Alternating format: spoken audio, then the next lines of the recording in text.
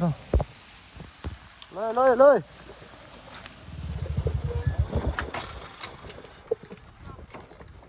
เมนบ่บอลีจังว่าลุงมีมานะคนอยู่ใส่เอาพี่หน่อยเนาะเปิดคลิปเปิดภาพมาอยู่บ้านนี้ก็อยู่บ้านซองเฮือนซานหรือว่าหน้าร้านค่าเนาะแบบมินิมอลหรือว่าแบบมินิเนาะซ้ำนี้ก็ถือว่าโอเคแล้วพี่หน่อยเนาะแถวเขตนอกเมืองเฮาเนาะบ้านน้องไส้เพิ่นพี่หน่อยมาฮอดเพิ่นก็ต้อนรับถวายน้ำแดงปันกุมารทองพี่หน่อยเนาะ ก็ขอโทษขออภัยเนาะอันนี้เพิ่นให้กินฟรีบ่ล่ะโดยสบายดีทั้งน้องไส้น้องไว้สาวดาวนํโดยโนแวะมาซื้อข้าวของอุดหนุนซอยห้านสาวดาวหรือว่าห้านน้องไส้เพิ่นก่อนพี่หน่อยเนาะเลยเนาะค่อยจ่ายได้เงินเนาะ1ไข่เฮาก็สำเฮามีแหละพี่หน่อยเนาะไข่1แพงเนาะทางเบาตูนกับเบาไร่เพิ่นยังไปซื้อมีอยู่เนาะทางห้านน้องไส้เพิ่นบ่มีมดบอไลมันมดบอลี่อะนะบอลีมาเมาเบิดโอ้ซอยกันพี่หน่อยเนาะไกลบ่ล่ะบ่ไกลบ่เรือรุ่นเบิ่งนำกันพี่หน่อยเนาะถนนหนทางว่าสิไปฮอดไสเรื่องไกลบ่ปัญหาเนาะปัญหาแต่ย่านแต่ว่าบ่ไกลพี่หน่อยเนาะเอาก็คือไปอีกพี่หน่อยเนาะเอาถ้าทางกันบ่าวตูนกับบ่าวไร่ก่อนซะหน่อยเนาะบ่ได้เพิ่นไปเลยบ่จ๊ะเพิ่นฮู้จักบ่บ่อนทางไปเดี๋ยวได้เพิ่นจะเอารถไปคนละคันใส่นอนอยู่ฝนก็สิตกเนาะ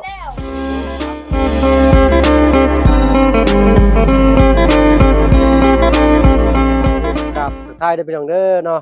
กับทักทายสบายดีผู้ใหญ่ใจดี FC เบิดทุกท่านที่เข้ามาชมช่อง YouTube บ่าวเพิ่นเคยไลฟ์คือเก่าเนาะบ่ว่าฝั่งไทยฝั่งลาวแล้วก็ทั้งฝั่งต่างประเทศยินดีต้อนรับเข้าสู่ช่อง YouTube บ่าวเพิ่นเคยไลฟ์เช่นเคยพี่น้องเนาะเอาในครอบครัวบางครอบครัวก็โชคดีเนาะแล้วก็มีครอบครัวที่โชคร้ายเช่นเดียวกันเนาะเอาปลากระป๋องนี่คืนเพิ่นเอื้อยเพิ่นเพราะว่าอ้ายจ่ายแต่90เด้เนาะเบิดเงินก่อนพี่น้อยเนาะ เอาให้ทางบ่าวตูนเพิ่นเป็นซื้อเกลือซื้อบักพริกไปเนาะทางบ่าวไร่ซื้อมีเนาะพอดีก็ได้ไข่แพ็คนึงมี2ครอบครัวบ่น้องชาย2ครอบครัวกับปั้นกันคนละมีจักหน่วยไข่นี่1 2 3 4 5 6 7 8 9 30คนละ15หน่วยก็คือสิพอประทังชีวิตไปจักมื้อ2มื้ออยู่เนาะ30 1 2 3บ่แม่น28หน่วยบ่ครบ30หน่วยเลยเนาะเอาสำเฮามีแล้วพี่น้องเนาะเฮ็ดบุญเฮ็ดทานบ่จำเป็นต้องเฮ็ดให้มากมายก็ได้เนาะเฮ็ดสำเฮามีเนาะสัมปัจจิตปัจจัยเจ้าเข้าไปจักเทื่อแหละล่ะในบ้านอันนี้เพิ่นนี่เฮ้ยมีแต่พ่อเจ้าเข้าไปกับน้องชายกับแม่ไป2-3เดือนต้นเพิ่นแฮงกับคนทางบ้านเจ้าบ่อันสาวดาวแม่นบ่แม่นบ้านกันเองแหละแต่ว่าเป็นชนเผ่าเดียวกันเนาะชนเผ่าเดียวแขวงกันต่างแขวงเมืองคนละแขวงแต่ว่าคนชนเผ่าเดียวกันพี่น้อยเนาะต่างเมืองแขวงเดียวแต่แขวงยังก็แขวงชัยยะลูกแขวงลุงพะบางแต่ต่างเมืองพี่น้อยเนาะคือเซโปนกับทางบ้านเฮาแหละพี่น้องแขวงสวรรค์แต่ว่าคนละเมืองอยู่พี่ขึ้นเป็นเมืองเซโปนแขวงสวรรณเขตอยู่ทางเฮาก็ขึ้นเป็นอ่าแขวงสวรรค์แต่ว่าอยู่แถวซิโนแถวโคกว่าซั่นซะเนาะเมืองอุทุมพรว่าซั่นซะทางเฮาอยู่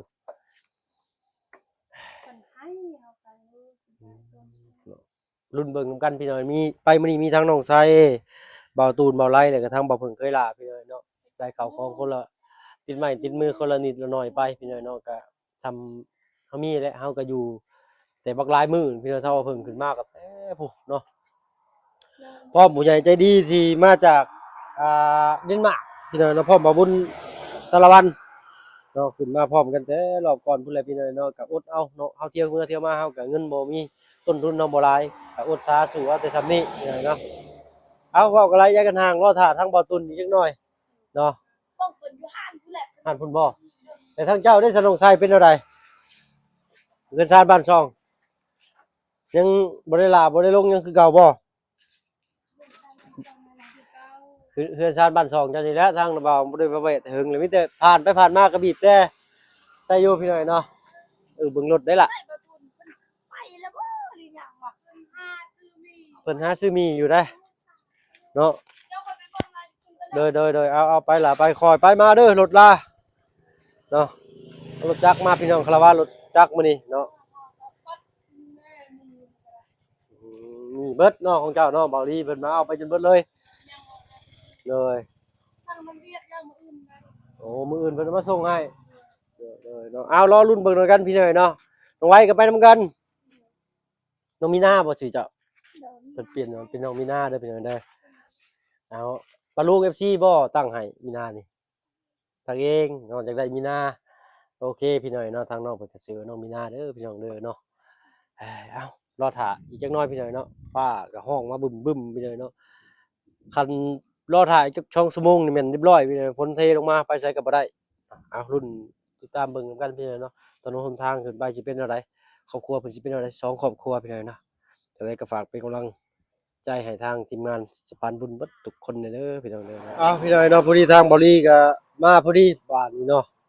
แต่ว่ารถใหญ่เพิ่นไปบ่ได้เด้รถใหญ่เพิ่นก็ได้บ่ขึ้นพุ่นบ่ ทางนี้ก็ได้ ทางนั้นก็ได้บ่ ทางนี้ก็เหลือเมื่อวานรถก็เข้าเชื่อมเข้าไปยัง เอาเพิ่นสิไปเลยบ่เดี๋ยวรอท่าไว้จักหน่อยก่อน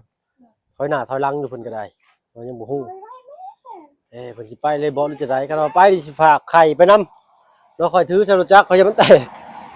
เอาจังให้ก็ได้ผมมี2มือ ฮะเดี๋ยวระบาดใส่นี่เดี๋ยวได้อยู่ดอก บ่บางที ต้องใช้ เราบ่ได้มาเด้ ต้องใช้วิชาหน่อยหนึง บ่น่ะให้บำสิแตกจังไง หึ ไปดิ สิขึ้นบ่เลยบ่บ่ลีแต่ว่าน้องใส่นำทางไปก็ได้ ไปทางพุ่นก็ได้สบายวันนี้จะจักอ้าวตีตัวเพิกนี่ ป้าพี่น้อยเนาะปลอดภัยแล้วไข่บาดพี่น้อยเนาะไข่ฝากไว้กับบาลี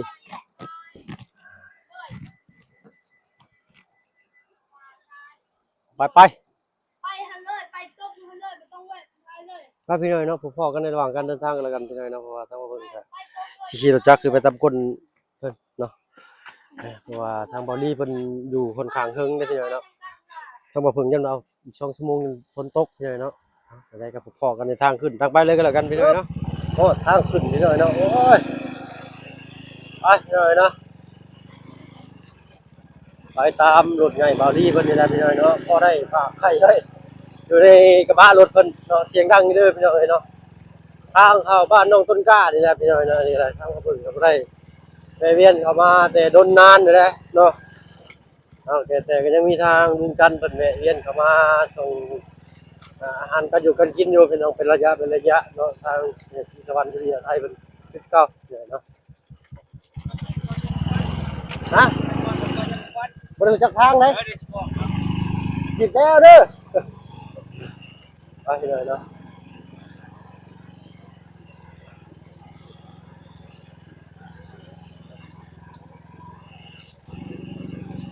ทางให้น้องต้นกล้าเพิ่นเนาะทางนี้เคยเข้ามาแล้วพี่น้องก็เทื่อนึงแต่ว่าเขาไปบ่ได้เลิกปานใดมาเปลี่ยนบรรยากาศหน่อยหนึงเด้อพี่น้องเด้อเนาะ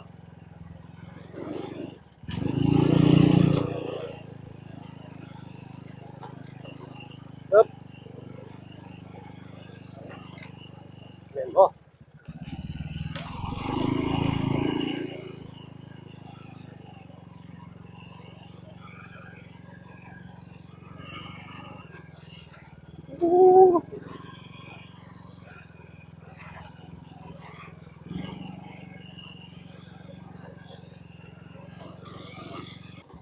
พี่น้อยเนาะอันนี้ก็เป็นให้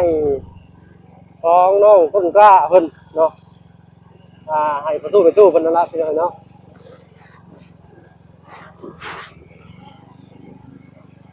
นี่ล่ะพี่น้อยเนาะ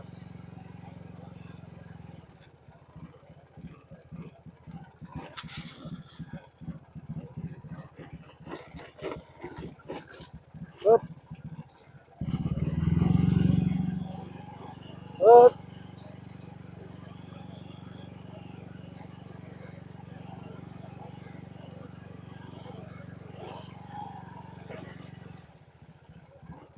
ปึ๊บอันนี้ก็เป็นให้ของทางน้องต้นกล้าเพิ่นได้พี่น้อยอันนี้แหละ นี่แหละบอลนี่พี่น้องเนาะให้เขาน้องต้นกล้าเพิ่นเอาทางประตูเพิ่นปลูกโอ้เพิ่นเฮ็ดปลูกเผาได้นี่โอ้บ่ธรรมดาตัวนี้เนาะฟ้าตกเลยเนาะเข้ามาก็ลึกเป็นป่าวิกใหญ่บ้านนี่ไปทางไหนอีกอะ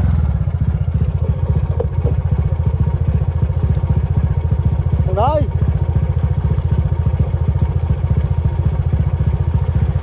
ทางใดถึงแล้วเนาะ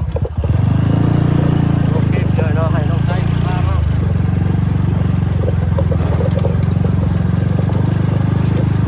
ให้ขอบจังหวะตอนนี้เป็นได้อยู่ดีเนาะโอ้ถ้าว่าพ้นต้องขึ้นมาได้ตอนนี้ว่าตอนนี้เลยเนาะจะมันจะไปบ่ได้แล้วถ้าว่าเดี๋ยวรอน้ำ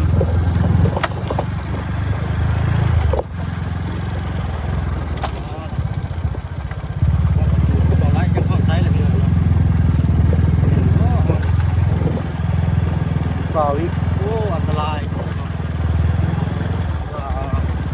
มีการหลัดต้นหลัดจี้กันมันจะแรงสองคนกันกับป่าวิกน้ำลายบางคนมาเห็นที่ตัดไม้ตัดป่าวิกนี่แหละพี่น้อยเนาะหนึ่งสี่คนแล้วก็ขี่รถมาดีกันเชี่ยวๆน้อยหนึ่งอย่างมีเชือกมียัง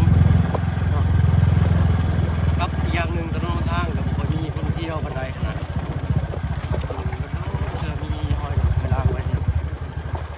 เบาลี่มันต้องไปอย่างเงี้ยเลยเด้อ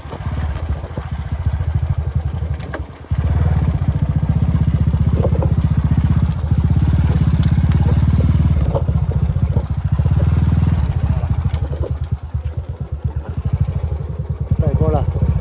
มันโอ้ครับต้องขังแห้งได้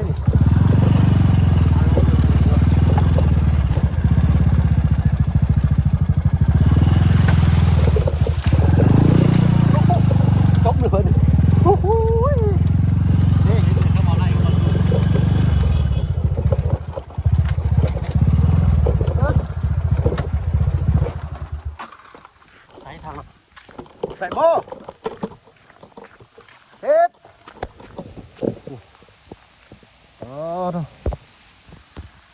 เลยเอาเฮ็ดขึ้นบ่มาดิโอ้โหอีกหน่อยหนึ่งที่ไหนเนาะใกล้จะฮอดแล้วแหละคันว่าพ้นตกดีออกบ่ได้เด้นี่เนาะไปเข้าไปพี่หน่อยเนาะอ๋อทุกพี่หน่อยมีแต่แยกกับแยกได้เนาะเดี๋ยวไปไกลสุดลูกหูลูกตาเป็นป่าวิกซื้อเลยป่ะโอเคส่งเป็นวิวไปที่ไหนมันก็บุกเบิร์กลี่ได้เนาะเมนบ่เราตัวทอดเมนเบิร์กมันจะบุกเบิร์กขนาดเลิศเห็นซับเข้าที่เราทางเสียงดังเลยนี่เป็นต้นวิกแต่เป็นป่าใหญ่แต่ทั้งโน่นเก่าเกาหลีเนี่ยเราได้อยู่ไปดูไปด้วยกันเดี๋ยวเราใส่ระบาดไปอย่างนี้ไปที่จังหวัดอยู่ที่ก็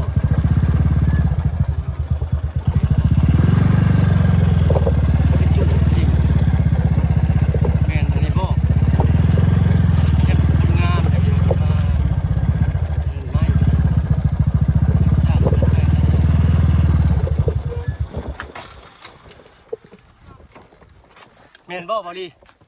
จังว่าต้องลุมนี่วะนะ เอ้าคนอยู่ใส่ เบิ่งดู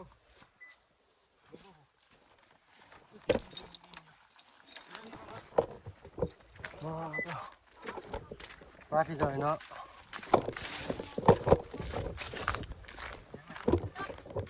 ไปหันกันได้ไป ทางเราจะหน่อยว่าที่ไหนเนาะ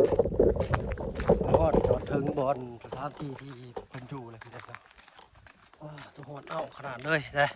จะเห็นหน้าหรือเปล่าพี่น้องมันมืดแน่ๆใช่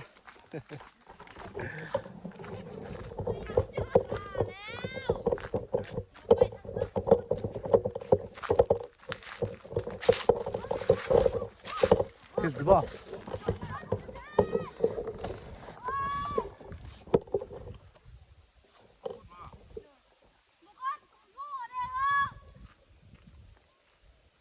ผู้แล้วโค้งผู้แล้วพี่น้อยนะบ้านนี่ไป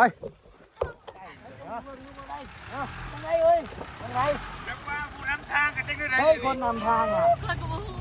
ใช่ข่อยเห็นทุกเจ้าอยู่ในปิ๊กจะบ่เห็นบ่กินนี่น่ะ ฮะ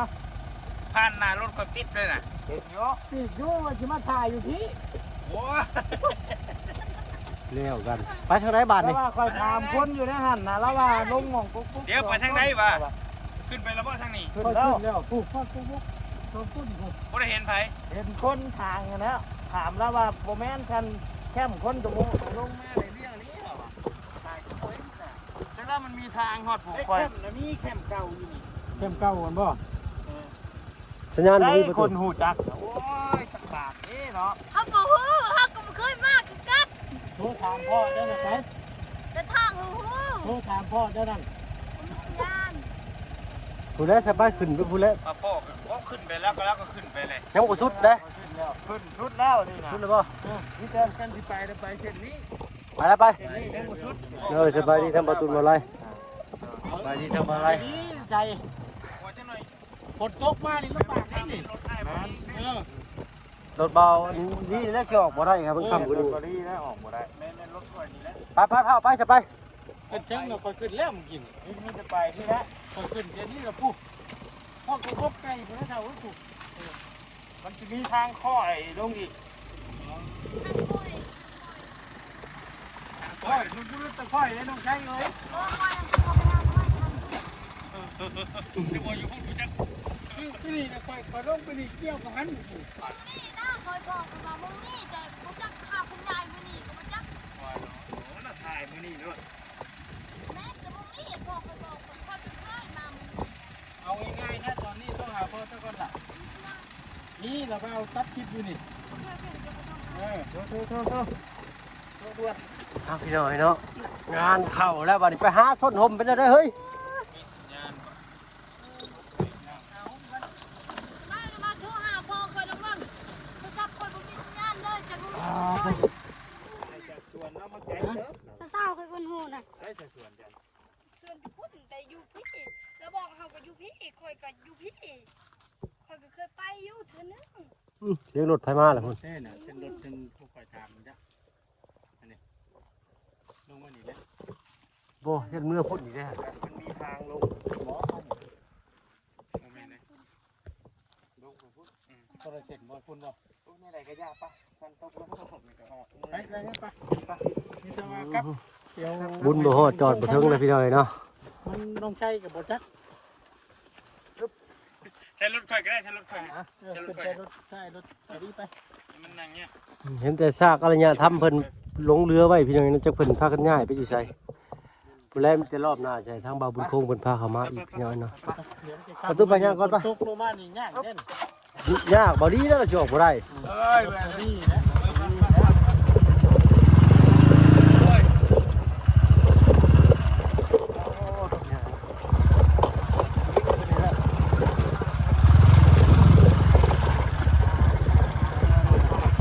ทางบันได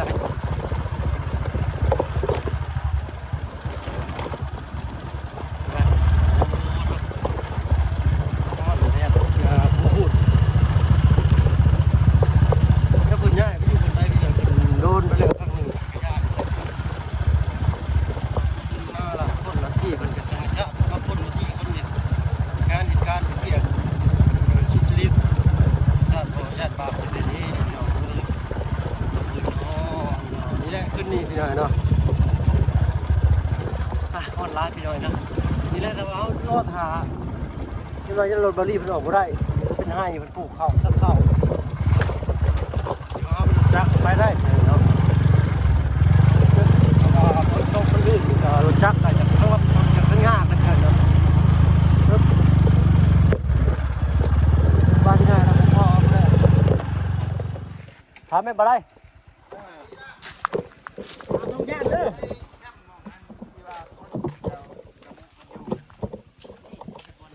ใกล้นี่บ่คือบ่มีคนเหรอคือ จากแรกเขาไปเห็นเวียกดูภูเขา คือเป็นก็ เป็นกระท่อมห้างแล้วบ่มีคนอยู่เลย เป็นกระตุก มีคนพักอยู่บ่อยู่หัน จักแล้ว แต่ว่าเห็นน่ะมันเป็นไอ้กระตูบห้างญาติมาเพิ่นย้ายไปหม่องใดหม่องหนึงอีกนะบ่มีบ่แต่ปกติเพิ่นอยู่นี้เนาะอ๋อ โอ้เคยเพิ่นย้ายขึ้นผู้คือเพิ่นว่าว่าจัก เอาโอเคค่ะขอบใจหลายๆ ได้ เด้อ เด้ โด อ ย เลยบ่พ่ออีกหน่อยนะถ้าบ้านเพิ่นหาอยู่หากิน ถามน้องเพิ่นก็ว่าแม่นอันนี้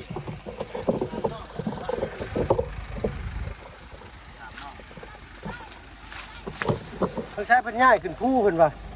เจ้าง่ายแล้วบอกตูบน่ะง่ายเลย ย้ายอยู่หม่องไหนบัด ง่ายอยู่ตรงไหนบัดนี้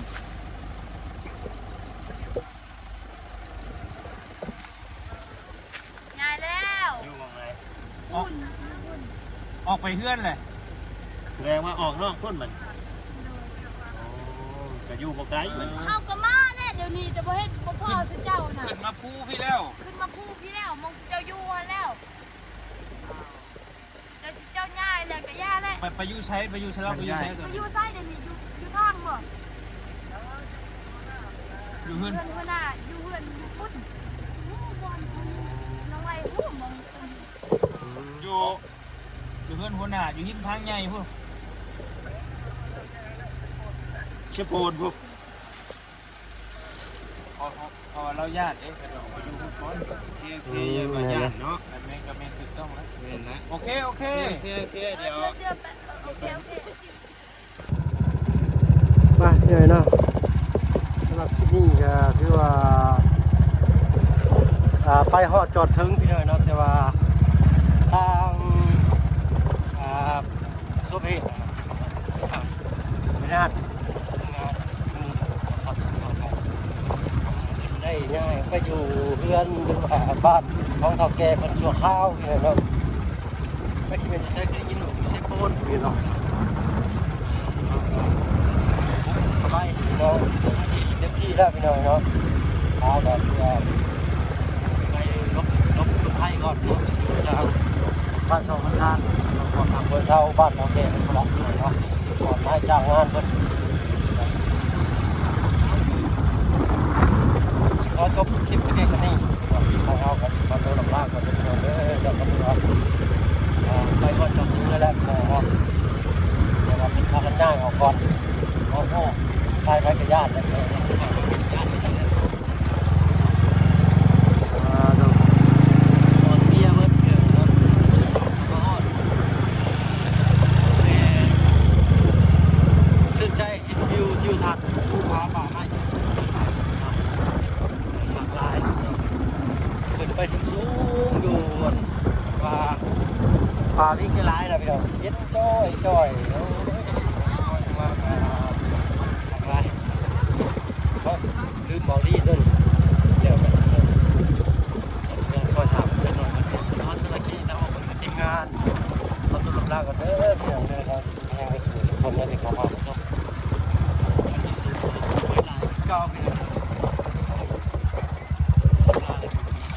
ไปแล้วพี่น้องส